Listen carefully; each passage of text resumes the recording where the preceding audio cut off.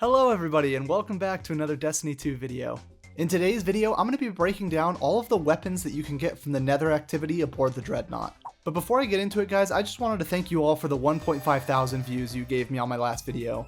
I'm still starting out on YouTube, so waking up to 1.5 thousand views on Saturday was absolutely amazing, and I cannot thank you guys enough for that. I also read a lot of your comments and feedback, and I plan on implementing those in this video and all the rest going forward. So please, if you guys have any feedback for me, please leave it in the comments. I really do read over those and take your feedback to heart. But I don't want to take up too much of your time, so let's get back to the video. So like I said guys, today we're going to be going over all of the weapons you can get from the Nether activity in the Dreadnought.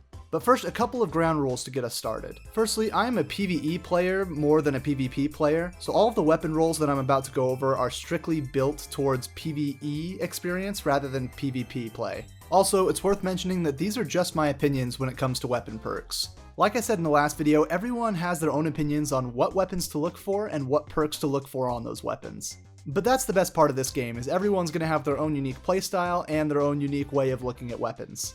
So with those ground rules in mind, let's jump into our first weapon. But before we get into it, can I just say how absolutely incredible all of these weapon designs are? Bungie really pulled out all the stops and they really cooked with these weapon designs, and I am a huge fan of them. Kicking us off, we have the Adamantite, which is a strand support frame auto rifle. This auto rifle is the second of its kind right behind the No Hesitation support frame auto rifle from the Pale Heart. It is the first of its kind if you look at it as being the first support frame to go into the kinetic slot. And honestly guys, as far as weapons go for this season, this has got to be one of the most standout weapons in the bunch. Before I get into its perk combinations though, I wanted to go over what I'd be looking for in a support frame auto rifle. For support auto rifles, I like an even balance of utility and damage. For example, I crafted my No Hesitation roll with the perks Physic and Incandescent. Physic to help me heal better and to proc things like Ember of Benevolence, and Incandescent to help me spread Scorch and deal with crowds better. So I'll be looking for something similar on Adamantite. So let's start by looking at the traits in that third column. And honestly, there are several traits in this column that stand out to me. You've got things like Slice, and Unrelenting, and Demolitionist. But the perk I'm looking for in this third column is actually going to be Reciprocity. Again, I like to lean into the healing aspects of my support frames, and so Reciprocity in that third column is a no-brainer perk for me to take. This leaves me to be looking for a damage or subclass synergy perk in that fourth column to pair with Reciprocity. But I could see this going several different ways for this column of perks. I'm looking at either Hatchling, or Circle of Life, or Tear, or Frenzy in that fourth column. I think any of these perks are going to do just fine paired with Reciprocity. But twist my arm, if I had to pick just one of these perks to take, I would definitely take Circle of Life above the rest. Circle of Life grants this weapon a period of increased damage for just healing people, which you should be doing already with your support frame auto rifle. Pairing this with Reciprocity to heal yourself in that third column is a no-brainer perk combination. And I'll be honest with you guys, my team and I took combinations like this into the day 1 dungeon, and they saved our butts more times than I can count. That being said, I cannot recommend enough Reciprocity and Circle of Life, but Hatchling, Tear, and Frenzy are also going to do you just fine in that fourth column.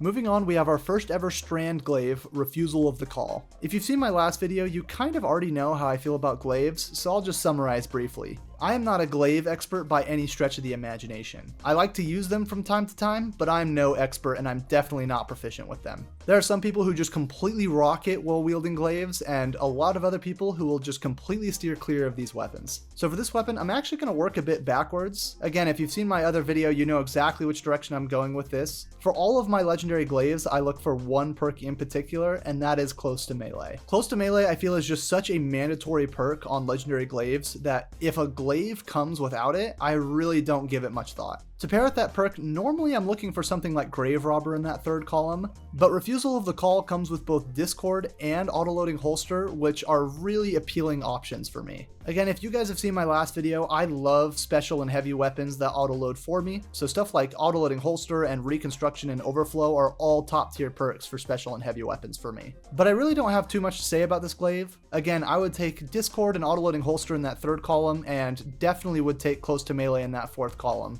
But again, you either love glaives, you tolerate them, or you absolutely despise them. And so if you are in one of those camps, then it sounds like you probably already know which direction you lean on this glaive. Moving on, we're going to talk about the Mirror Imago, which is a Strand 900 RPM submachine gun. This Strand submachine gun is the second 900 RPM Strand machine gun that we've gotten since Imminence in Salvation's Edge. But I'm a huge fan of 900 RPM SMGs, so let's look at the perks in those third and fourth columns. Unfortunately, as cool of the design of this weapon is, I am not a huge fan of the perks Bungie gave this one.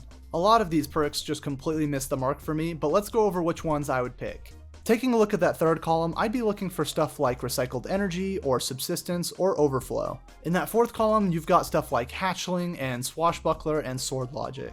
I know it's tried and true and a little bit boring, but pairing a Reload or a Overflow perk with something like a damage perk on primary weapons is still such a good combination. With that in mind, none of these perks really blow me out of the water, and I think any combination of these three perks in each column are going to do you just fine. As for me, I'm going to be looking for a Subsistence Hatchling roll when this weapon starts to drop. But again, these perks aren't really blowing me out of the water, so any of those 6 perks that I listed before are going to do you just fine if you're looking for a Strand SMG. Next on our list is the Void Lightweight Bow Anamnesis. Anamnesis? Anamnesis? Anamnesis. Unfortunately for Anamnesis, it's in a very crowded archetype of void bows. Luckily for Anamnesis though, it does have some perks that make it stand out amongst its peers, so let's go ahead and take a look at those. Starting with our third column perks, we have things like Archer's Tempo and Dragonfly, Successful Warm-Up, and Repulsor Brace. In that fourth column, adding some more Void synergy, you've got things like Destabilizing Rounds and Demoralize, or you can go tried and true and go Explosive Head. Any of these perk combinations are going to do you just fine, but the one perk that I really want to highlight on this weapon is Demoralize. Demoralize is a new perk that they added this season, and it reads that precision final blows cause nearby targets to become weakened. And on a bow where you're trying to land precision kills every single time, this is a huge perk. Personally, I would pair it with something like either Dragonfly or Archer's Tempo in that third column. And for a second choice in that fourth column, I would absolutely recommend Destabilizing Rounds. This perk got a major buff this season and it is feeling so much better. If you haven't tried out Destabilizing Rounds, I highly recommend pulling a weapon out of your vault to try it out. So, in summary for this bow, I'm definitely looking for either Archer's Tempo and Destabilizing Rounds or Demoralize, or Dragonfly and Destabilizing Rounds and Demoralize. I think any one of those 4 combinations is going to be so much fun to use on this bow. Moving on, we have the new Adaptive Frame Void Fusion Rifle, Afterlight. Unfortunately for the Afterlight, it's coming hot off the heels of the VS Gravitic Arrest, which I think is a fantastic Void Fusion Rifle. But Afterlight does have some really interesting perk combinations, one that I am immediately glued to and will be hunting for. Let's see if you can guess what perk combination I'm looking for, but to give you a hint, there's only one perk in that third column I would consider taking. That perk is Discord. I mentioned it in the last video, but Discord is rapidly becoming one of my favorite perks to use, as if you use it correctly, you can essentially have infinite special ammo. And remember how last video on the FR4 I was looking for something like Discord and something that would make enemies explode to pair with it? Well, the Afterlight not only comes with Reservoir Burst, it also comes with Destabilizing Rounds. There is no contest. If I'm looking for anything on this fusion rifle, I'm going to be looking for Discord and either Repulsor Brace or Destabilizing Rounds. If I'm lucky, I'll get a double perk roll and just get both on the same fusion, but I'll keep my fingers crossed. Either one of these perk combinations is going to allow you to infinitely spam explosive shots with your fusion rifle. I love this perk combination and I'm definitely going to be hunting one of these down as soon as it drops. Next up on our list is a weapon that a lot of people were really excited for, and that is the Psychopomp Area Denial Frame Arc Grenade Launcher. I do hate to be a party pooper, but I am not in love with the Psychopomp. Don't get me wrong, I really love Area Denial Frame Grenade Launchers. Lost Signal is one of my favorite grenade launchers in the game, and I was really disappointed when I couldn't use it for the Day 1 dungeon. But the reason I couldn't use Lost Signal in the Day 1 dungeon is the exact same reason that I don't like Psychopomp. I love special and heavy weapons with auto-loading perks on them, but for breach-loaded grenade launchers, having something automatically load them is mandatory for me. And as you can see on Psychopomp, besides Envious Arsenal, I really have nothing that automatically reloads this weapon. And my issue with Envious Arsenal is I'm really not using my heavy weapon all that often to damage adds to re-proc Psychopomp, so for me this is a dead perk.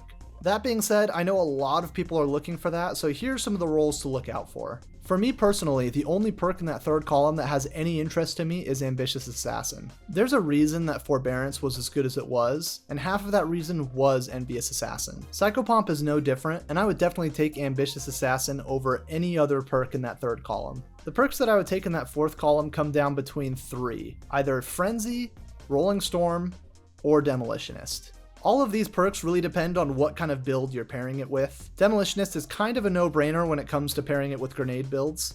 Rolling Storm is great for any arc synergy builds. And then if you're just looking for a really good ad clearing grenade launcher, I wouldn't sleep on Frenzy. Again, I am not in love with this grenade launcher purely because of its lack of auto-loading holster or overflow. That being said, I know a lot of people are really excited for this grenade launcher, and so these are the perks that I would recommend chasing. Moving on, we have our new Arc Heavy Burst Sidearm Division. As a note, when it comes to me and sidearms, there are only 3 archetypes that I like. I love rapid fire frames like Mikael's, and I don't mind adaptive bursts like Peace Bond, and then heavy bursts like Division have got to be in third place for me. And luckily for Division, it does come with some pretty decent perks.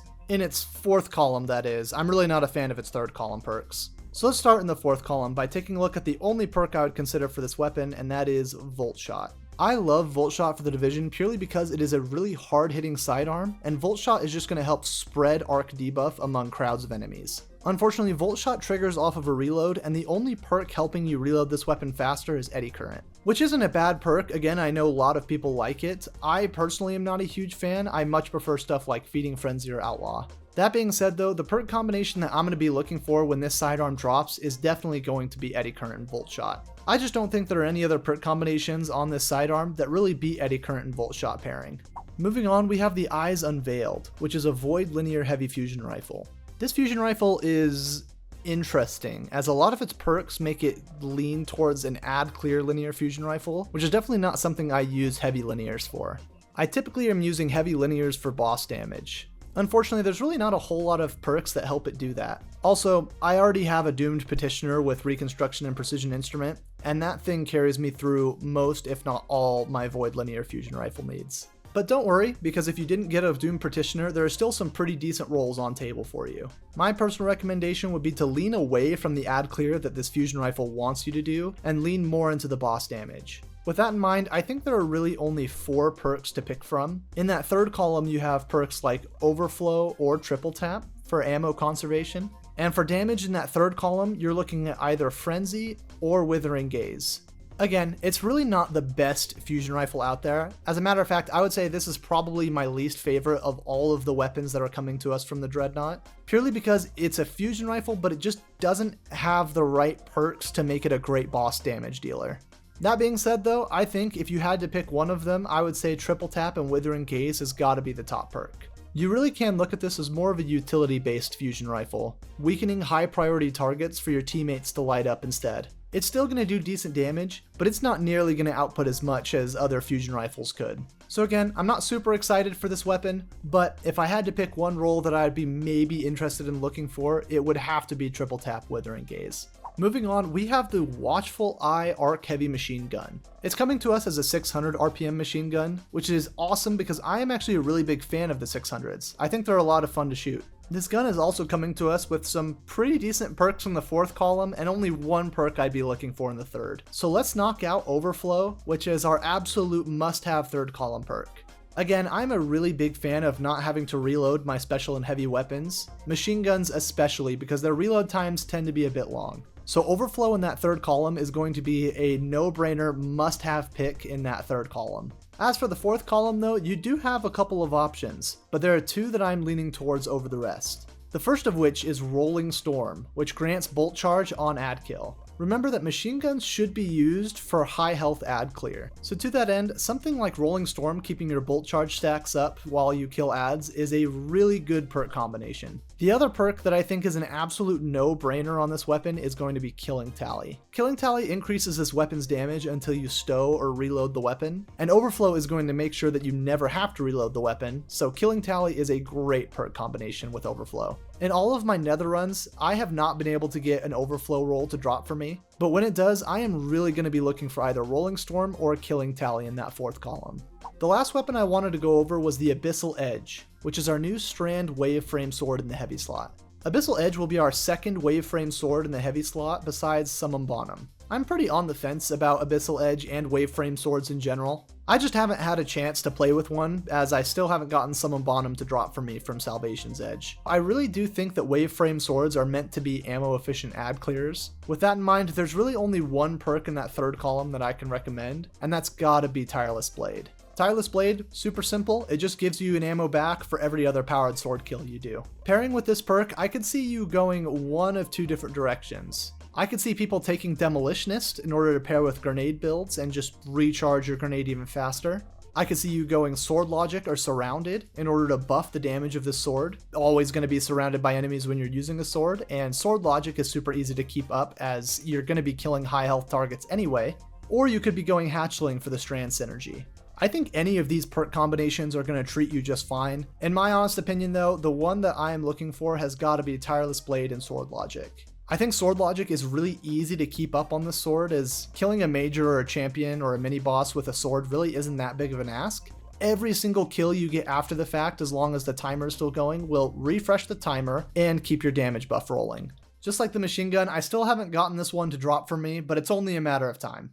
And that is every single perk combination I am looking for in the new Dreadnought weapons. Let me know what you think, and let me know what perk combinations you're going to be looking for on these new weapons. I definitely think a lot of these weapons are going to be extremely solid in the current sandbox and future sandboxes. Again, thank you guys so much for watching these videos. It really means a lot to me as I start to make my own content, and your guys' feedback is absolutely crucial to making this all happen. If you guys have any feedback for either the style of the video or for content you'd like to see me cover, please put it down in the comments, as I really do read over those and respond to a lot of them. But thanks again so much for watching, guys. I really hope to see you guys in future videos.